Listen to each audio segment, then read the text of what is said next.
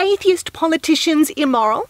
Because it does seem hard to get elected, particularly in the US, if you are openly an atheist, with the main objection seeming to be that if you're not religious, then you must be immoral and therefore unfit to govern.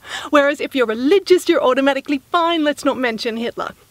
And I have to say, I can see where religious people are coming from with this, because as secular countries and more secular sections of countries have proven, if you are an atheist and in office as a politician, you are going to do countless things that go directly against the basic morals of God. For a start, you're going to have lower murder and violent crime rates than your more religious countries and states, which is not something that a God who once murdered almost every single creature in a flood because they did exactly what he programmed them to do is going to approve of. This is less a God who wants world peace and more a God who wants world, you want a piece of me? You want a piece of me? Countries with more secular leadership also tend to have better economic growth and quality of life, which is not going to work for God, as the poorest nations tend to be the most religious.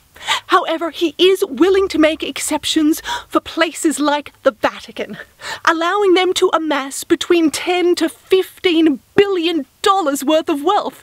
Because even though the Bible says that the love of money is the root of all evil, even God understands that somebody's got to pay for all those child sex abuse cases.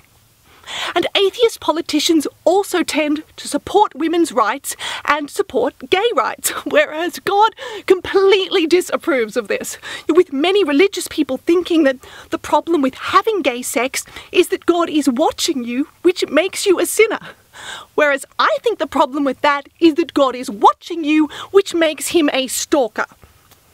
Basically, it seems that because atheist politicians don't have an evil imaginary friend who can bribe them into doing things by threatening to burn them in hell, many religious people assume that atheist politicians are therefore immoral and should not be elected, which has always confused me, because I would have thought the fact that you don't have an evil imaginary friend and that you can't be bribed into doing things would make you more moral as a politician, not less.